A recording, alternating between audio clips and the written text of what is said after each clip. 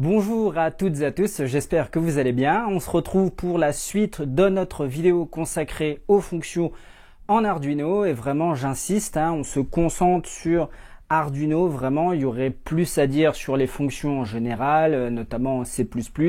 Mais là, on reste focus sur l'Arduino, vraiment.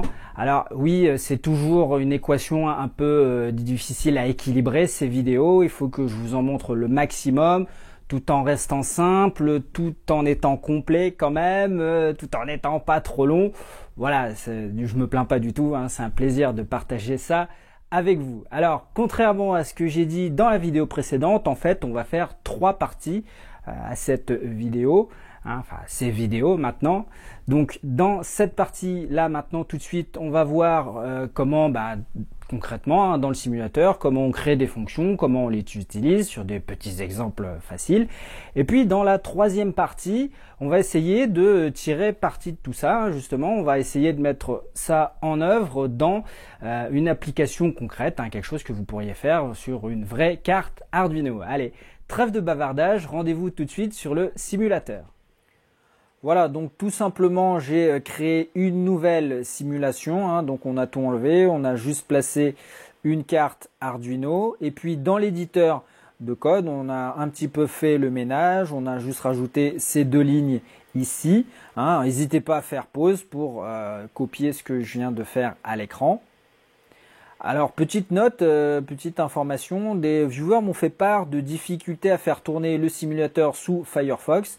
Alors moi, depuis le début, je vous montre le simulateur sous Firefox. Je crois que j'avais eu des problèmes sous Chrome, donc c'est pour ça que j'étais passé sous Firefox. Malheureusement, je ne peux pas vous en dire plus. Moi, j'ai pas de contact avec les gens de 1, 2, 3 des circuits. Mon seul conseil, essayez différents navigateurs jusqu'à ce qu'il y en ait un qui marche. Voilà, je ne peux pas vous en dire plus. Allez, on y va.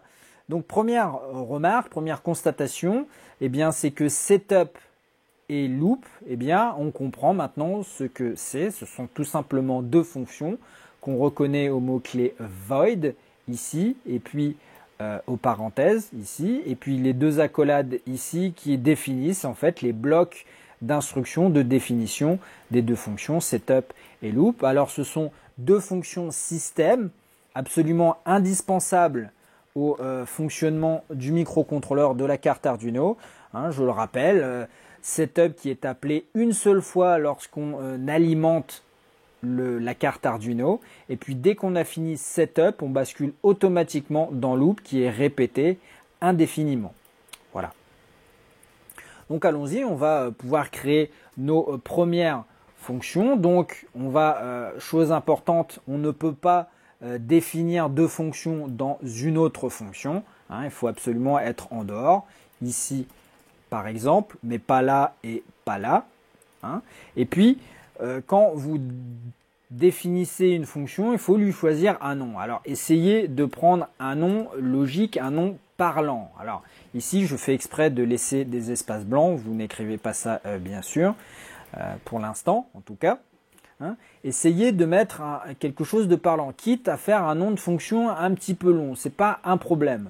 Alors d'abord, il faut faire ça pour vous, parce que on pourrait très bien se dire, pour gagner de la place, je vais juste prendre la première lettre de chacun des mots que j'ai choisis. Alors d'un point de vue programmation, ça marche tout à fait. Seulement, sauf, je vous mets au défi dans 3 mois, 4 mois, 6 mois, de savoir ce que ça voulait dire. Ensuite, si vous travaillez avec d'autres gens dans un projet, voilà, pareil aussi, il faut que tout le monde se mette d'accord pour mettre des noms de fonctions explicites. Si toutes les 5 minutes vous devez demander à votre collègue, mais c'est quoi cette fonction, elle sert à quoi, ça va pas être très productif. Alors choisissez un nom parlant qui soit efficace et qui fasse gagner du temps à tout le monde. Donc pas ce genre d'abréviation. Alors il existe quand même, alors chacun fait comme il veut, en français, en anglais, mais il y a quand même des conventions de noms qui sont globalement utilisées. On va pas tout en parler, on va pas toutes les montrer. Voici 2 qui me semblent globalement assez utilisées. La première, c'est le camel case, donc la casse chameau. Tout simplement, ça consiste à, on va coller tous les mots du nom de la fonction qu'on a choisi. Alors le premier mot est en minuscule et tous les autres sont en majuscule. Voilà, la casse chameau. Et la deuxième, eh bien, c'est le snake case, donc la casse serpent. Et là, tout aussi simple, on va coller les mots en ajoutant un underscore, donc un tiret du bas, un blanc souligné entre chaque mot. Alors le underscore, le tiret du bas, hein, qu'on trouve généralement donc sur la touche 8 des claviers français, il faut utiliser Algère, donc par rapport il y a tiret du 6 et là c'est tiret du 8. Alors les deux ont leur intérêt, hein. Tout de suite on voit que le snake case, moi à mon sens, est plus facile à lire puisque les mots sont bien détachés. L'inconvénient, eh bien, c'est qu'il faut taper ce tiret du bas, hein, qui au final prend de la place en mémoire lui aussi. Et puis, intérêt du camel case, c'est qu'il n'y a pas ce problème de tiret, mais peut-être c'est un petit peu moins facile à lire, hein. Donc, ce sont des suggestions. Vous faites comme vous voulez, hein. Moi, ici, personnellement, pour les vidéos, je vais utiliser le snake case. Je trouve que c'est plus lisible, en tout cas à la vidéo. Et puis, personnellement, c'est quelque chose que j'utilise, mais vous faites absolument comme vous voulez. Donc, hop, ça, je vais mettre ça là. Et puis, on va commenter ceci. Donc, ma fonction, ceci est une fonction. Alors, l'accolade fermante, je vais la mettre là. L'accolade ouvrante, vous pouvez la mettre là ou n'importe où en fait, hein, ça n'a absolument aucune importance. Souvent dans les lignes, ils les mettent ici en fin de ligne, ça fait économiser une ligne. Bon, pourquoi pas, mais ça ne change rien au niveau programme. Alors, pour l'instant, on ne va pas faire des choses trop compliquées, on va se contenter d'afficher du texte, donc exécution de ceci. Ceci est une fonction. Top. Alors oui, il faudrait que je respecte la convention que j'ai moi-même choisie. Toc, toc. Ici. Donc ici, on a défini la fonction. Notre fonction, ceci est une fonction. En Arduino, il n'y a pas besoin de les déclarer, hein, comme en C ou en C++. Il suffit juste de définir ce bloc et ça suffit. Maintenant, si je veux m'en servir, eh bien, je vais appeler cette fonction, donc après le serial begin. Donc tout simplement, eh bien, je vais copier le nom de ma fonction, le coller ici, et là, hop, point virgule. Donc ça correspond à l'appel de ma fonction. Et ici, donc c'était la définition de la fonction. Donc on va ouvrir le moniteur série et puis lancer la simulation. Toc. Voilà, donc vous voyez donc démarrage qui correspond à cette ligne-là. Hein, et ici, on voit exécution de ceci est une fonction. Donc je rappelle comment ça marche. Le microcontrôleur va exécuter dans l'ordre les instructions que je lui donne. Donc d'abord ça et ensuite l'appel de ma fonction. Et là, on va automatiquement basculer dans le sous-programme. Ceci est une fonction et exécuter dans l'ordre toutes les instructions qu'il y a entre ces deux accolades. Voilà, ici. Et puis lorsqu'on a fini, on revient dans le programme principal. Et même, hop, je pourrais rajouter retour setup ici pour que ça soit bien clair. Je relance une nouvelle fois ma simulation. Hein, et vous voyez, donc démarrage, on passe dans le sous-programme ceci est une fonction. Une fois qu'on a fini, eh bien, on revient là où on s'en est arrêté du setup et on affiche la chaîne de caractères retour setup. Donc maintenant, je peux très bien, je peux créer autant de fonctions que je veux. Je peux en créer une deuxième. Voici une deuxième fonction. Hop, alors pas trop d'accolade comme ça. Et puis pareil, hein, je vais juste faire pour l'instant un affichage, exécution, deuxième fonction. Hop, comme ça. Et puis maintenant, eh bien, pour utiliser ma fonction, il faut que je l'appelle. Hein. Alors, chose importante en Arduino, vous ne pouvez pas appeler une fonction en dehors d'une autre fonction. Hein. Par exemple, ce n'est pas possible, je ne peux pas appeler ma fonction ici parce qu'elle n'est pas dans une fonction. Si je lance le simulateur, vous allez voir que je vais avoir un message d'erreur. Donc, vous devez appeler votre fonction depuis une autre fonction. Au pire, au minimum, au moins, on va dire, dans setup ou dans loop. Ça, c'est important à signaler. Donc, par exemple, ici, je vais venir appeler ma deuxième fonction juste après ma première fonction. Je lance la simulation et normalement, eh bien, on voit démarrage. Alors, j'ai lancé 2 fois la simulation, excusez-moi. Démarrage ici, exécution de ma première fonction, exécution de ma deuxième fonction et retour ici dans mon setup. Voilà. Alors, les appels de fonctions, vous faites comme vous voulez, il n'y a pas de règle. Sauf si bien sûr vous suivez une recette, il faut respecter les étapes. Mais d'un point de vue programmation, je peux très bien appeler 2 fois ma fonction. Ceci est une fonction. Hop, ici, donc démarrage, exécution de ma première fonction, nouvelle exécution de ma première fonction et exécution de la deuxième fonction. Hein. Vous l'appelez dans l'ordre qui vous plaît. Il n'y a pas de règle à ce niveau-là, du moment que ce n'est pas une recette, voilà, qu'il n'y a pas des étapes à suivre scrupuleusement. Vous voyez que maintenant, depuis démarrage, eh bien, c'est d'abord la deuxième fonction et ensuite 2 fois ma première fonction. Donc ici, on respecte bien l'ordre dans lequel on a appelé ma fonction. Donc je vais ici commenter cet appel ici pour la suite. Alors quelque chose d'intéressant, d'important, ce qu'on appelle la portée des variables. Depuis le début, vous avez vu, lorsque je crée des variables, souvent je viens les mettre ici tout en haut du programme avant setup. Hein, par exemple, je peux créer une variable de type entière qui s'appelle variable 1 qui va contenir la valeur numérique entière 10. Je les crée souvent ici. Et en fait, en les mettant à cet endroit, eh bien, je les définis avec une portée globale. Hop, globale. C'est-à-dire que variable 1 est accessible depuis n'importe quelle fonction de mon programme.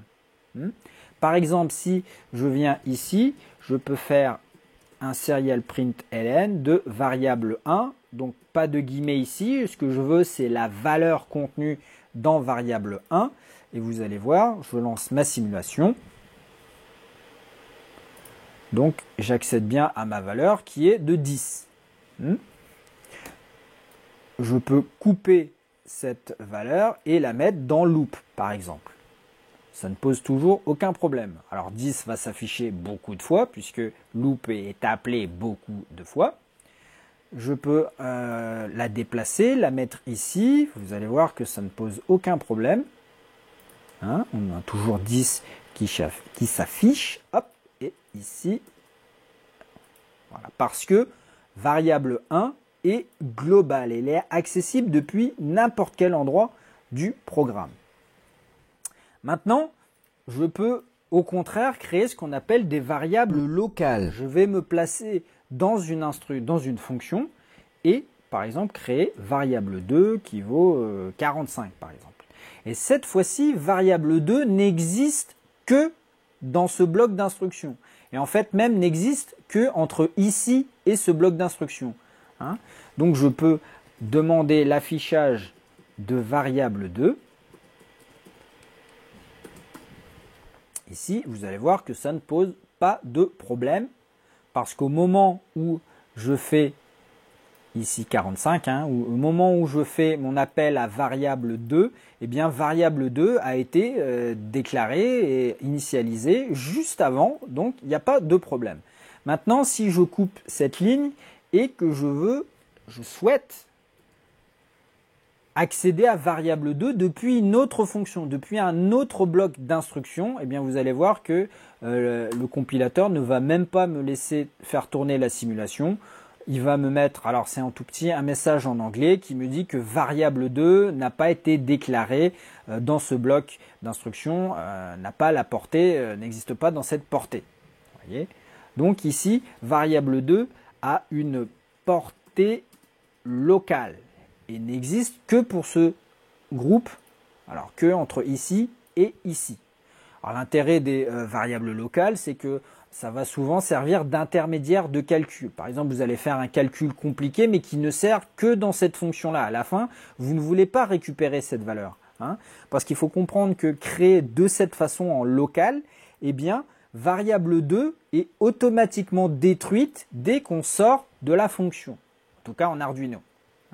Mais elle est créée. Lorsque j'appelle ceci est une fonction, on va créer une nouvelle variable en mémoire qui s'appelle variable 2 et dès que j'ai fini la fonction, elle est automatiquement détruite. Alors que la variable globale, elle existe tant que le programme tourne. Voilà. Donc on peut s'amuser. Alors, qu'est-ce qu'on peut faire? Oui, alors on peut enlever ça. On peut éventuellement créer une nouvelle variable 1 malgré qu'il y ait déjà une variable 1 qui existe et de portée globale. Donc ici on est c'est une variable 1 est locale ici puisque je la redéclare dans un bloc d'instructions. Alors voyons ce que ça donne. Et bien ici, donc exécution de ma deuxième fonction, c'est cette partie-là. Donc premier appel de serial println, on affiche 10 parce que ici on fait référence à la seule variable 1 qui existe, c'est la variable globale. Mais ici ensuite, je recrée une nouvelle variable locale qui est plus proche en fait, lorsque je fais cet appel-là, que la variable globale. Donc en fait, ici, on fait référence à cette variable-là, alors qu'ici, on fait référence à cette variable-là. Donc, vous voyez un petit peu la complication.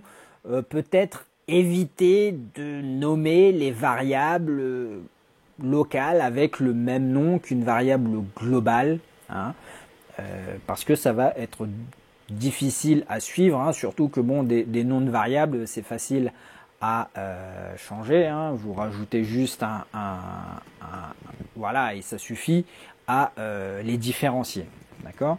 Donc même si ça fonctionne d'un point de vue exécution du programme, peut-être voilà, éviter de donner les mêmes noms en local que en global. Alors note intéressante, c'est que on peut très bien, alors si j'enlève le mot-clé int ici et que donc j'enlève le local. Maintenant, variable 1 n'est plus créée, donc elle fait référence à la variable globale ici. Eh bien, dans le petit monde des développeurs, c'est pas du tout apprécié ce genre d'opération. D'abord, c'est pas du tout apprécié de travailler sur des variables globales et c'est vraiment banni, honni, détesté de modifier comme ça par cette affectation simple, une variable globale dans une fonction. Pourquoi? Parce que ça crée ce qu'on appelle des effets de bord. Dans une programmation modulaire, on veut pouvoir remplacer n'importe quelle fonction par une autre fonction qui a les mêmes arguments et le même type de valeur retour. Alors ici, notre fonction est de type void, donc elle n'est pas censée renvoyer de valeur. Donc elle n'est pas censée modifier autre chose. Ici, elle modifie une variable globale. Donc, c'est ce qu'on appelle un effet de bord.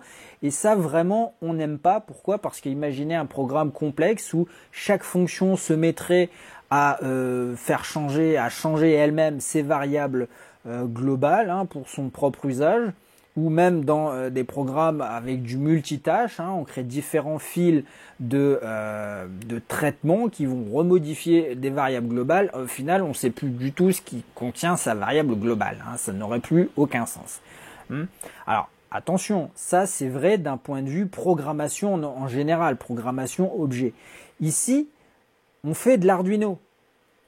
Le microcontrôleur est monotâche. Alors il y a bien une petite partie multitâche qu'on verra un peu plus tard dans nos vidéos, mais il n'y a qu'un seul programme qui s'exécute à la fois et on exécute les instructions séquentiellement, les unes après les autres. On ne peut pas appeler deux fonctions en même temps. On peut appeler une fonction dans une autre fonction, mais on ne peut pas appeler deux fonctions en même temps. Donc finalement, travailler avec des variables globales, eh bien, c'est pas un mal si terrible que ça en Arduino. On pourrait être vraiment 100% objet, mais ça demanderait de créer les objets, de créer les bibliothèques, de créer les fichiers. Et finalement, mes variables globales, à quoi elles vont me servir? Eh bien, par exemple, je vais pouvoir définir des paramètres, des configurations de mon robot, par exemple la vitesse d'avance ou la vitesse de rotation de ma tourelle, ou tout simplement eh bien, des constantes mathématiques. 5, 9, voilà. Donc, aller perdre du temps pour créer des objets qui vont juste contenir quelques variables, il faut sous-peser le ratio, voilà, le rapport gain sur intérêt. Le fait de définir pi ici très facilement en variable globale, juste en une ligne, fait que maintenant très facilement je peux utiliser pi n'importe où dans mon programme sans me prendre la tête avec les objets, les passages d'arguments, les choses comme ça. Hein. Donc on va dire que exceptionnellement dans Arduino, on peut comprendre qu'on utilise les variables globales, c'est vraiment un gain de temps appréciable. Juste, bien sûr, il faut faire attention, il ne faut pas modifier les choses n'importe comment. D'ailleurs, si pi, je veux le protéger, je ne veux pas qu'on puisse modifier pi. Si plus tard dans mon programme, je mets pi égale 4, eh bien, je fausse tous mes calculs mathématiques. Pour ça, il existe un mot-clé qui s'appelle const, qu'on va mettre devant une variable et qui la protège. À partir de maintenant, pi étant lecture seule, ne peut plus être modifié. Si je lance ma simulation, toc, eh bien vous voyez que j'ai une erreur, donc en anglais, qui me dit que j'ai essayé de changer la valeur d'une variable en lecture seule. Donc ça, ce n'est plus possible. Hein. Deuxième mot-clé qui peut être intéressant, comme je vous l'ai dit ici, variable 2 est une variable locale qui est automatiquement détruite à la fin de l'exécution de ceci est une fonction. Alors, il peut être intéressant de garder la valeur précédente lors du passage précédent dans la fonction. Par exemple, si j'ai les données d'un capteur, je veux peut-être garder la valeur précédente dans ma fonction, hein, tout simplement. Et puis, le coup d'après, je veux calculer une différence peut-être. Alors, ici, écrit comme ça, valeur précédente est toujours une valeur temporaire, une valeur locale temporaire. Elle sera détruite à la fin de ma fonction. Sauf si j'ajoute juste devant le mot-clé statique, qui fait que maintenant, valeur précédente est éternelle et immortelle. Hein, elle est créée une fois au début lorsqu'on exécute la fonction et elle va persister en mémoire. Donc je vais pouvoir y stocker des choses et m'en servir au passage suivant. Si par exemple je vais stocker la valeur 50 dans valeur précédente, ici lorsque je vais rappeler ma fonction, eh bien je vais avoir 50 dans ma valeur précédente. Voilà, c'est un petit peu compliqué à expliquer comme ça sans utiliser un vrai cas, mais voilà, bon, c'est toujours une histoire d'être complet. On verra si on utilise ou pas le mot-clé statique. Voilà, donc maintenant on va passer à un deuxième exemple. Hein. Alors pour ça, j'ai recréé une nouvelle simulation. J'ai enlevé tout le code qu'on a fait, puis je suis reparti du code initial hein, avec ces deux lignes-là, simplement. Alors, ce qu'on a vu, donc là tout de suite, ce sont des exemples un petit peu pipeaux, entre guillemets.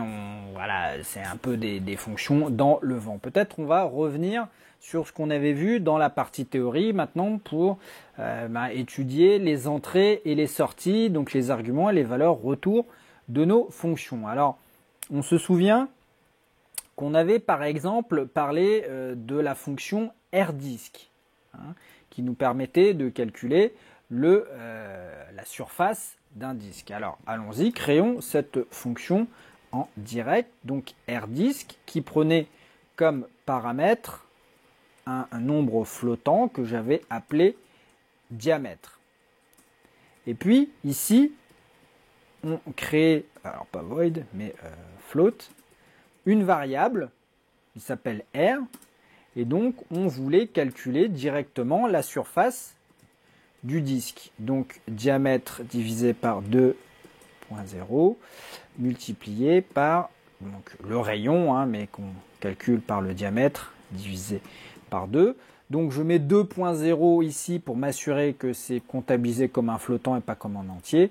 Et normalement ici, alors je devrais faire ce qu'on appelle un cast, c'est-à-dire changer le type de ma variable diamètre en flottant, donc avec comme ceci, entre parenthèses, je mets le nouveau type. Alors c'est temporaire, hein, c'est que pour cette variable-là ici.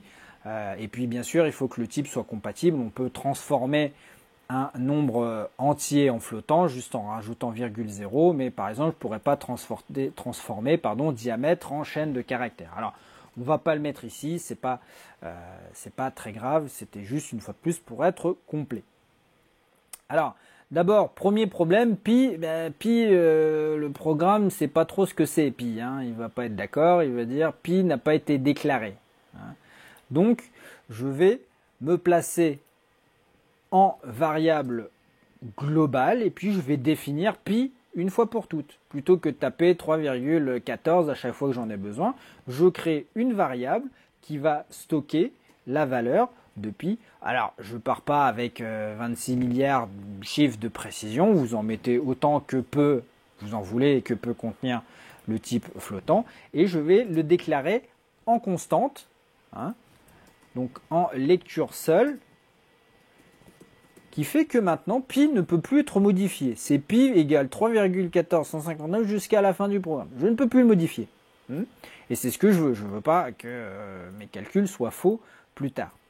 Donc ici, on va calculer R, ouais, qui est pi fois diamètre sur 2 fois diamètre sur 2. Alors, on avait vu que écrit comme ça ne va pas être utile. Hein. Pourquoi? Parce que on voudrait utiliser R disque de cette façon. Par exemple, ici, je vais mettre un diamètre de 3 cm de diamètre. Et puis même, je voudrais, moi, voir ce que ça donne. Donc, je veux l'utiliser et l'appeler dans mon println. Hein. Je voudrais m'en servir comme ça. Je voudrais qu'on calcule. Hein, donc, je vous rappelle, on calcule d'abord ce qui est le plus imbriqué, ce qui est le plus dans les parenthèses. Donc, on évalue 3. Et 3, c'est 3. Ensuite, R disque. Hein, mais RDisk, en fait, ici, il me retourne aucune valeur.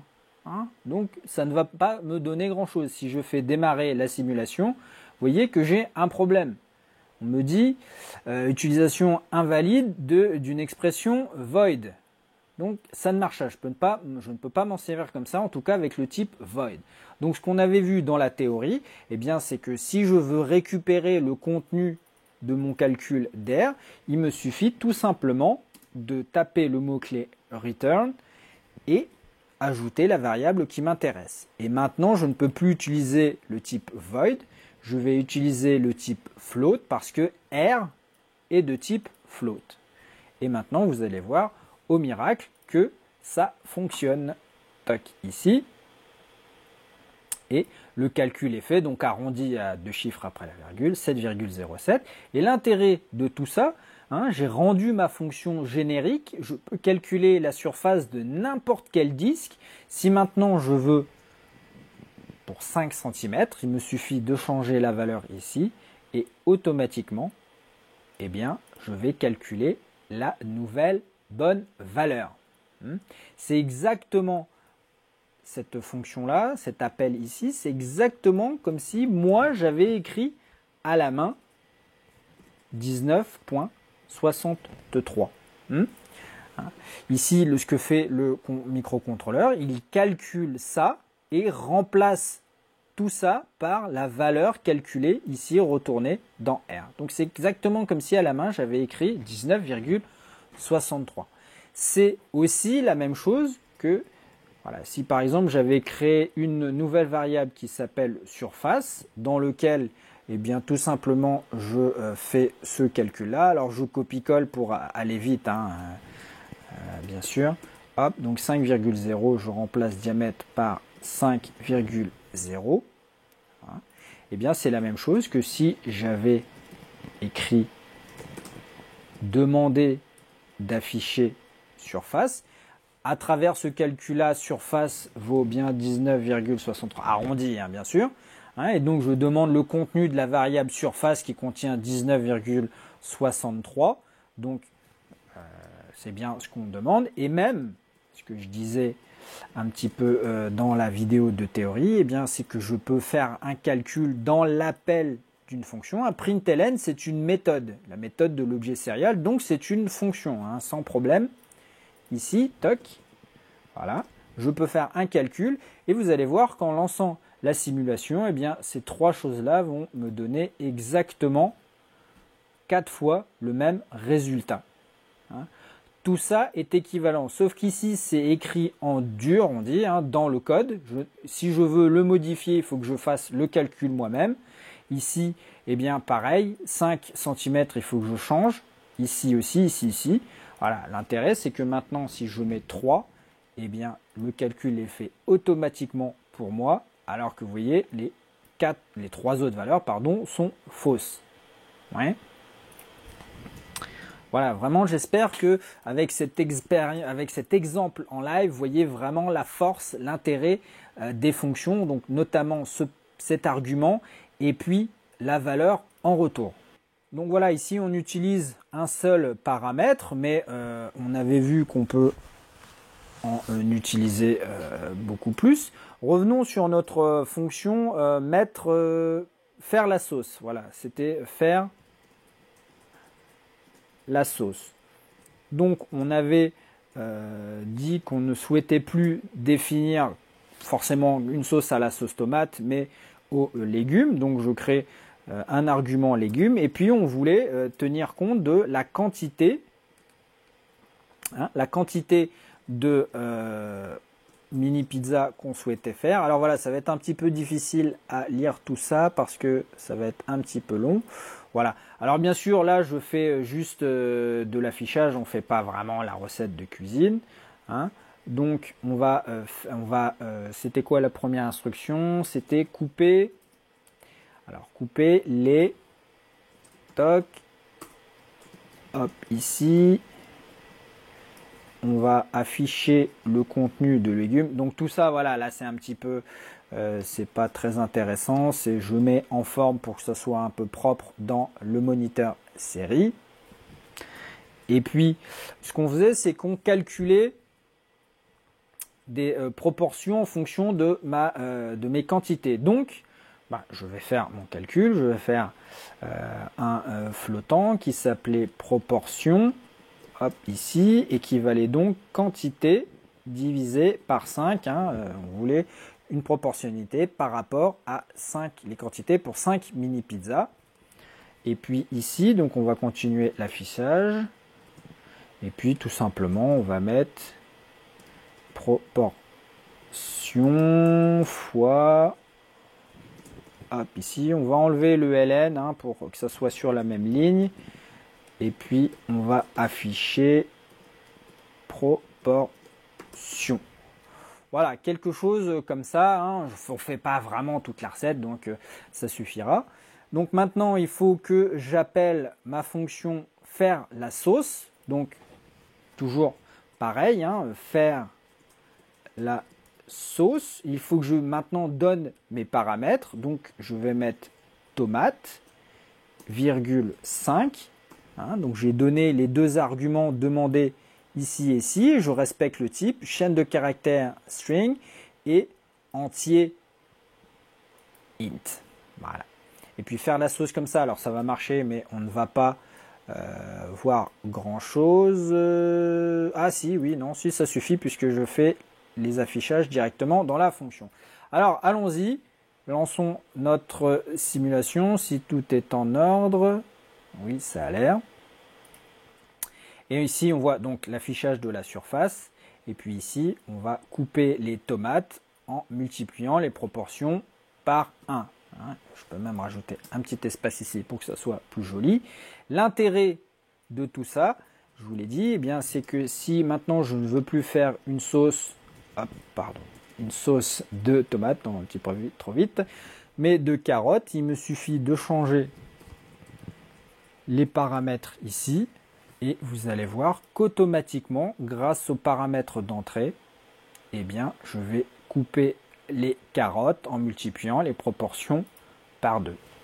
Alors, dernière chose que je veux voir dans cette sous-partie avec vous, eh bien, c'est ce que je disais ici, le nombre d'arguments permet de différencier les fonctions. Si maintenant je crée une nouvelle fonction qui s'appelle faire la sauce, mais qui n'a qu'un seul argument, eh bien, vous allez voir que ça ne pose absolument pas problème, hein.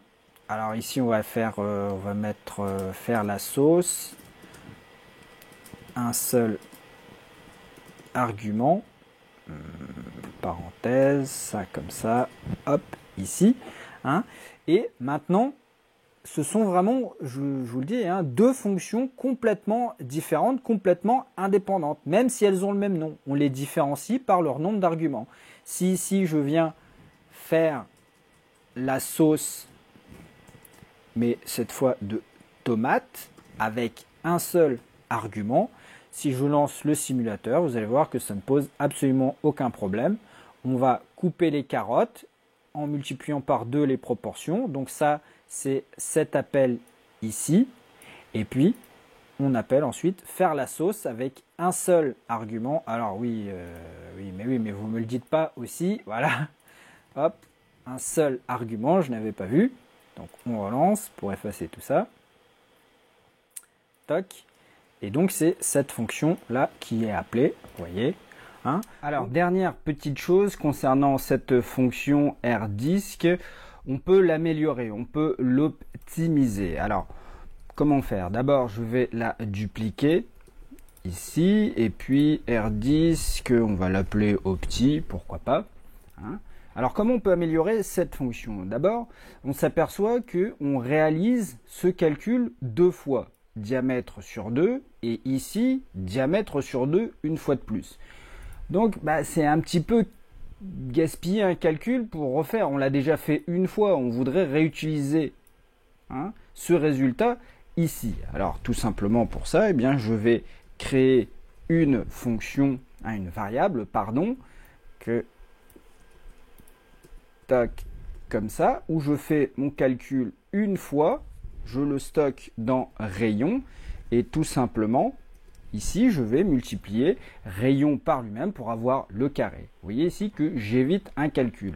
Alors vous allez me dire, oui, bon, c'est pas un calcul très compliqué, on ne perd pas beaucoup de temps. Oui, mais il faut imaginer que dans un programme plus complexe, eh bien, c'est l'accumulation de tous ces petits gains, en fait, de toutes ces petites optimisations qui va faire que votre programme va être réactif. Il ne va pas mettre 2 heures à réagir.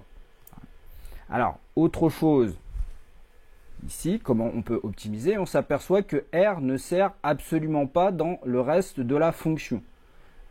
On l'utilise juste pour stocker cette valeur et puis on la retourne. Mais je ne m'en sers pas. Donc en fait, je peux m'en passer. Je peux tout simplement couper ici et retourner directement le calcul ici, ce qui m'évite d'utiliser cette variable temporaire R qui ne sert absolument à rien. Et voilà. Donc là, ma fonction est un petit peu plus optimisée en termes d'opération et en termes de mémoire. J'utilise vraiment que ce dont j'ai besoin. Voilà.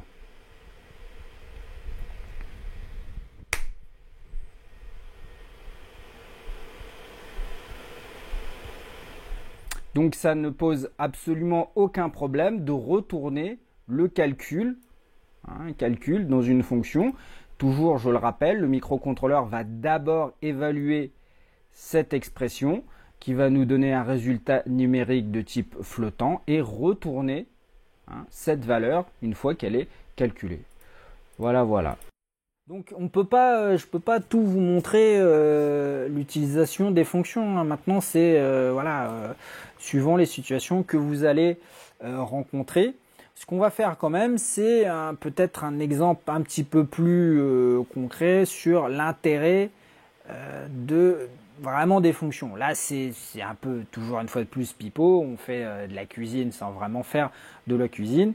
Ce que je vous propose, eh bien, c'est de calculer les racines d'un polynôme du deuxième degré, une équation du second degré, on dit. Voilà. Donc tout de suite, on va se créer une nouvelle simulation.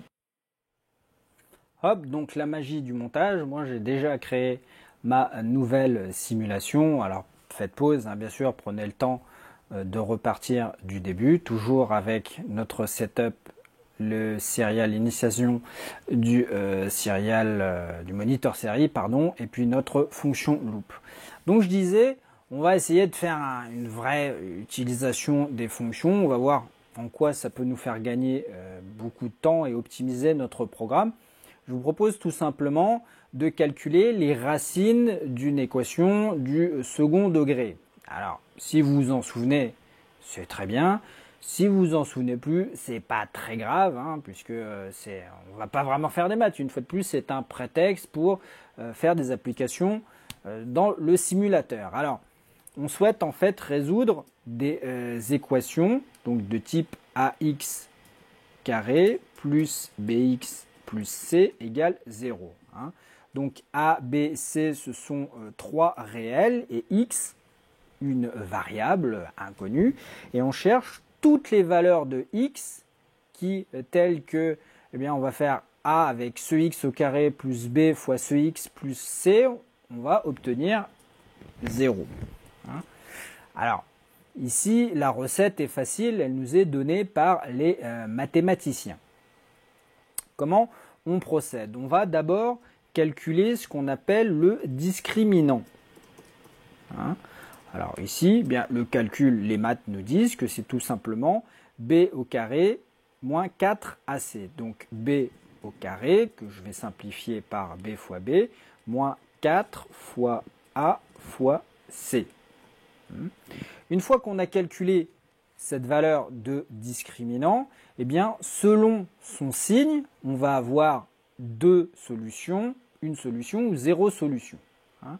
Donc, comment on fait dans notre programme? Tout simplement, on va tester le signe de notre discriminant. Si, par exemple, le discriminant est strictement positif, strictement supérieur à 0, eh bien, les maths nous disent qu'on a deux solutions réelles. Oui. Alors, on va les calculer dans un premier temps. On va appeler ça x1. Alors, x1 qui est égal à moins b moins racine de ce discriminant sur 2a. Donc, moins b fois... Alors, la racine carrée en Arduino, ça s'écrit sqrt. C'est une fonction donc qui vient de l'anglais square root, donc racine carrée, littéralement, qui me donne, comme son nom l'indique, qui me retourne hein, la racine carrée de l'argument que j'ai mis entre les parenthèses de ma fonction sqrt.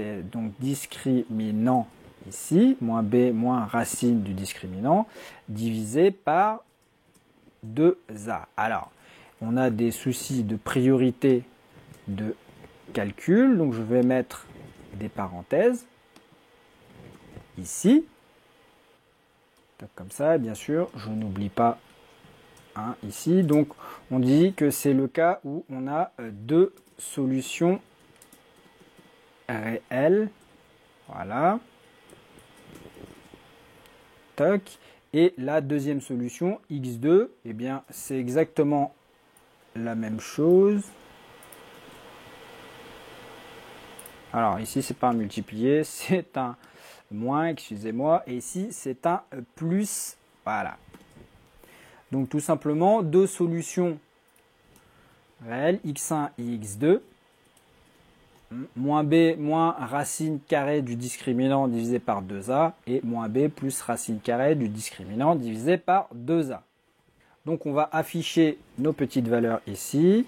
Donc serial.print ln, et il y a, alors chaîne de caractères, il y a deux solutions, toc, comme ça. Alors c'est pas ça que voilà, c'est celui-là que je cherchais. Et puis ici on va tout simplement afficher x1 et ici x2. Voilà, donc ça c'est le premier cas, le discriminant est strictement positif. Alors, il y a le cas où le discriminant vaut 0. Donc si le discriminant vaut 0. Alors bien sûr, en informatique, ça peut poser des problèmes. Il faut que ça soit strictement égal à 0, mais on peut avoir en fait des soucis d'arrondi. Je vous avais peut-être expliqué qu'on ne peut pas écrire tous les nombres en binaire. On ne peut pas écrire tous les nombres décimaux en binaire, à moins d'avoir une mémoire infinie, ce qui n'est pas le cas. Donc on peut parfois avoir des erreurs d'arrondi, donc ça peut être un défaut dans notre algorithme. Mais bon, ici on va dire que tout fonctionne très bien. Les mathématiciens nous disent que si le discriminant est égal à 0, eh bien on a une seule solution. Alors ils disent qu'il y a une racine double, mais bon au final ça revient un petit peu au même. On va l'appeler x0 ici. Et la solution tout simplement à x0, donc lorsque le discriminant est nul, c'est tout simplement moins b divisé par donc 2a. Alors mes parenthèses ne se sont pas mis dans le sens escompté. Voilà, ici. Et puis on recommence notre affichage. Il n'y a... Alors oui, hop, qu'une seule solution. Tac, ici. x0, tout simplement, voilà. Et puis, il ne reste plus qu'un cas possible, soit le discriminant est strictement supérieur à 0, soit il est égal à 0, soit il est nul. Et dans ce cas-là, eh bien, il n'y a pas de solution, réelle. En vérité, il y a deux solutions qui sont dans le corps des complexes, mais on ne va pas traiter ça ici, ce n'est pas l'intérêt. On va tout simplement dire qu'il n'y a pas de solution réelle.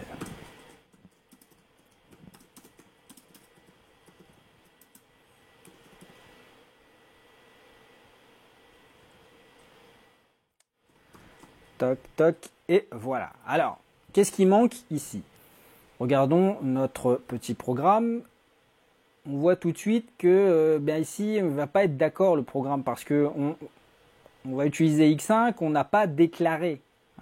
Donc, il faut qu'on le fasse ici en rajoutant le mot-clé float devant chacune de mes trois variables.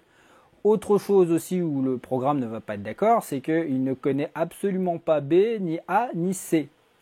Donc, je vais être obligé de les créer. Donc, float A, float B et float C. Type flottant, puisque A, B, C sont des réels, peuvent avoir n'importe quelle valeur avec des virgules. Alors, ici, je vais mettre des valeurs, par exemple, pas à cet endroit-là, non, ici, 1, 2 et 1. Voilà, comme ça, est-ce que tout est bon? Discriminant est déclaré? Oui, oui, oui, oui, oui, oui. Écoutez, on va essayer comme ça et puis on verra si on a des bugs de compilation. Allons-y. Il faut ouvrir le moniteur série, bien sûr.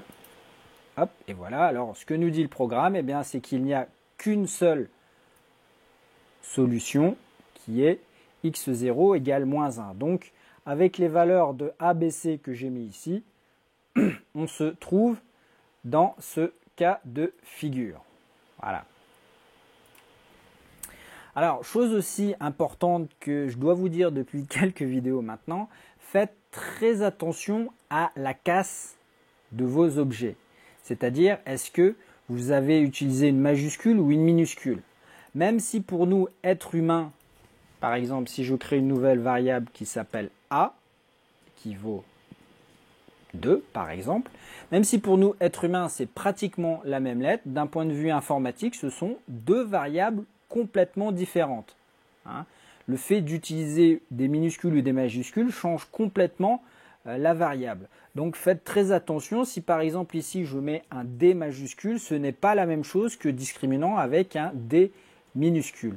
Donc voilà, faites très attention, notamment en serial, vous voyez que c'est un S majuscule, si vous mettez un S minuscule, ça ne va pas bien fonctionner. Hein. Donc vraiment, respectez scrupuleusement ça. Hein. Je tape pas les choses au hasard. Enfin, normalement, j'essaye d'éviter. Mais il n'y a que dans les chaînes de caractères où ça n'a aucune importance. Parce que ça, c'est pas traité comme du code. Hein. C'est traité comme des caractères les uns à la suite des autres. Vous pouvez mettre ce que vous voulez pratiquement. Mais attention, attention. Par exemple, voilà, hein, j'insiste, si je mets x1 et petit x1, ce n'est pas du tout la même chose. Voilà, revenons à notre programme, on voit que cela fonctionne. Alors, imaginons que je fais une application Arduino d'électronique et à un moment donné, je fais différents réglages, donc où je donne les valeurs ABC et j'ai besoin de trouver pour quelle valeur de x on va pouvoir résoudre cette équation. Et plus tard, dans mon programme, je change les paramètres, je change le comportement du programme et j'ai besoin à nouveau de recalculer la valeur de x qui permet d'obtenir cette équation, de permettre de résoudre cette équation. La seule possibilité que j'ai là pour l'instant, eh bien, c'est de copier ce texte, ce code, et de le réécrire ici. Et en gros de refaire tout ce que je viens de faire. Alors la seule différence c'est que discriminant maintenant a été déclaré ici, donc j'ai plus besoin de le faire. Et puis voilà, je vais devoir à nouveau donner des nouvelles valeurs A, B et C ici, et je relance mon programme et normalement ça devrait fonctionner. Donc la première fois, il n'y a toujours qu'une seule solution et la deuxième fois, j'ai deux solutions réelles, 2,73 et moins 2,98. Et si jamais j'ai besoin une troisième fois de recalculer pour ne serait-ce n'importe quelle raison à nouveau les valeurs de x qui correspondent à ces valeurs-là, eh bien vous voyez que je dois recopier, recoller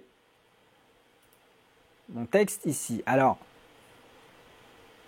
en gros, j'ai recopié trois fois la même chose. Alors, bien sûr, on est dans une vidéo dans les fonctions, on en a parlé suffisamment, donc vous le criez peut-être depuis tout à l'heure, haut et fort, mais donc ça dans une fonction.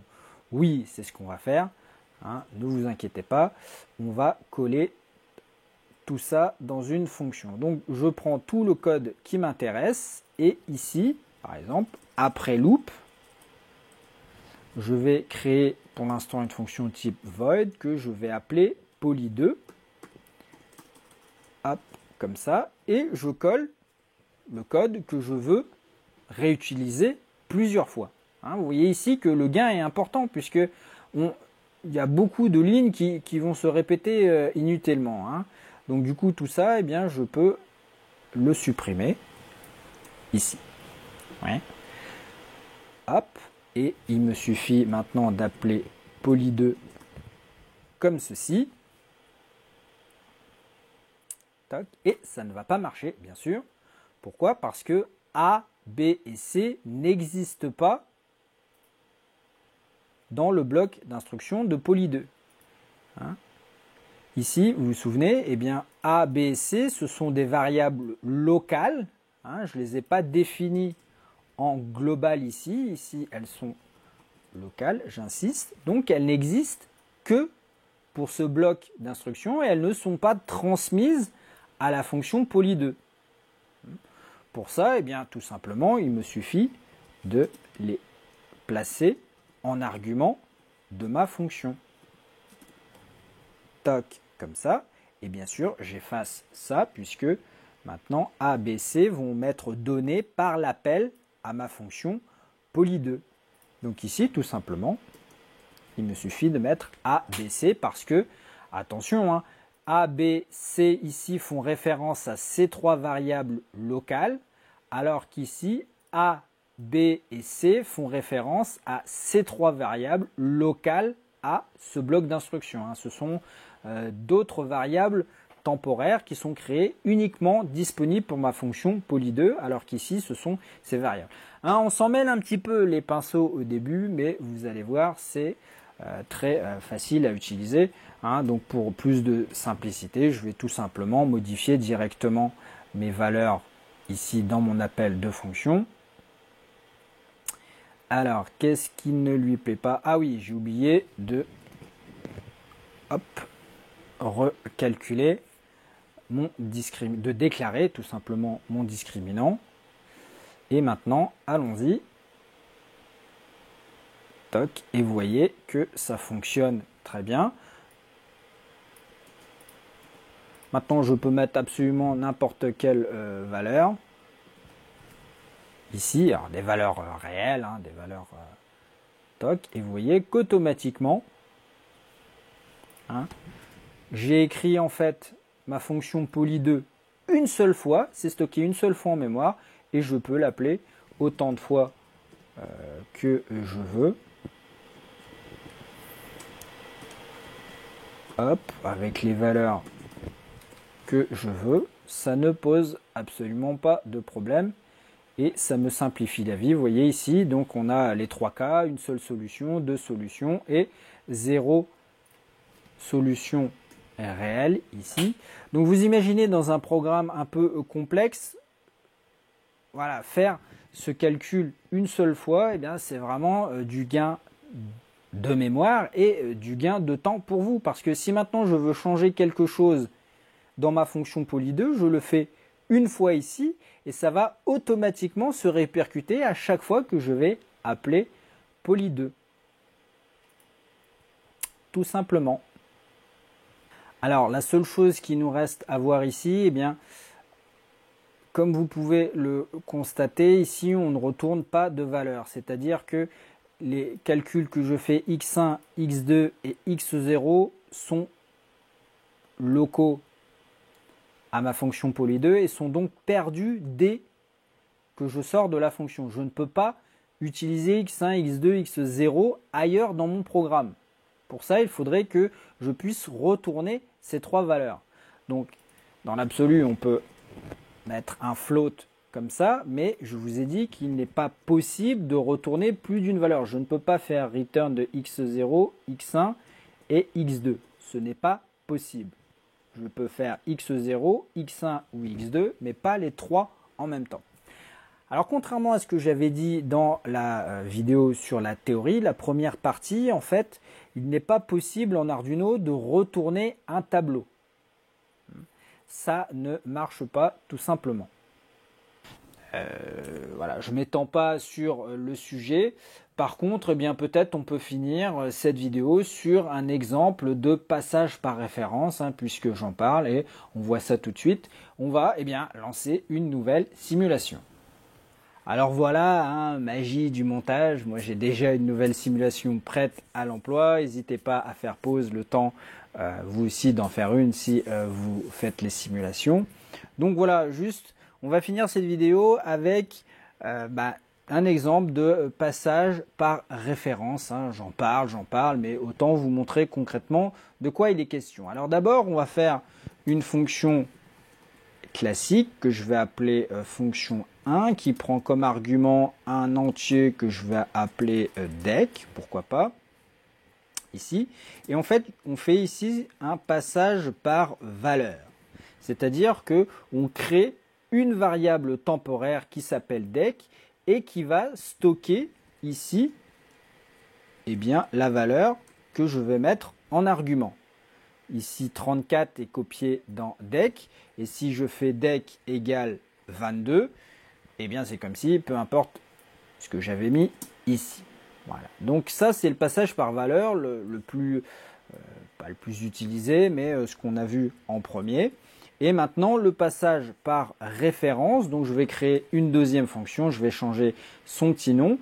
Et vous voyez, devant le nom de l'argument de ma variable, je vais rajouter une esperluette, un et commercial, comme ça. Et à ce moment-là, je fais un passage par référence. Alors, qu'est-ce que ça change? Eh bien, ici, dec n'est plus une variable temporaire, c'est directement la quantité que j'ai mis ici entre parenthèses qui va être modifiée. Alors si je laisse 34, ça n'a pas grand intérêt. On va créer une fonction qui s'appelle, je ne sais pas, ASDF par exemple, qui vaut 676. Et je vais la placer ici en argument. Et je vais faire de même, je vais appeler ma fonction 2 et on va voir la différence de comportement. Donc ici, ASDF est stocké dans une variable temporaire qui s'appelle DEC. Et ici, je modifie DEC. Alors que dans fonction 2, je fais un passage par référence et ASDF n'est pas copié dans DEC, c'est ASDF directement en fait, DEC. Donc ici, je modifie DEC, donc je modifie ASDF également. Voyons ce que ça donne à l'affichage pour que ça soit bien clair. Donc je vais demander l'affichage de ASDF une première fois, alors même 3 fois. Ici, juste avant fonction 1, juste après fonction 1 et juste après fonction 2. Allons-y, on lance la simulation, voyons ce que ça nous donne. Alors, donc premier affichage ici, on demande ASDF qui vaut 676, rien de surprenant. Fonction 1, donc on a ASDF en argument, mais c'est un passage par valeur, donc ASDF est copié dans DEC, dans la variable temporaire DEC, je modifie DEC, mais arrivé ici, eh bien DEC est tout simplement mis à la poubelle. Et voilà, il ne se passe rien pour ASDF parce que je n'ai pas écrit ASDF égale 22 ici. Donc c'est ce qu'on voit juste après fonction 1. ASDF vaut toujours 676. Maintenant la fonction 2, passage par référence, c'est ASDF qui est directement modifié ici, ce n'est pas une variable temporaire, c'est directement ASDF. Et donc, c'est comme si j'avais écrit ASDF égale 22 ici. Et donc, c'est pour ça que mon troisième println, ASDF vaut 22. Ouais, tout simplement. Alors, c'est plus simple que ce qu'on peut croire. Pourquoi je vous montre ça?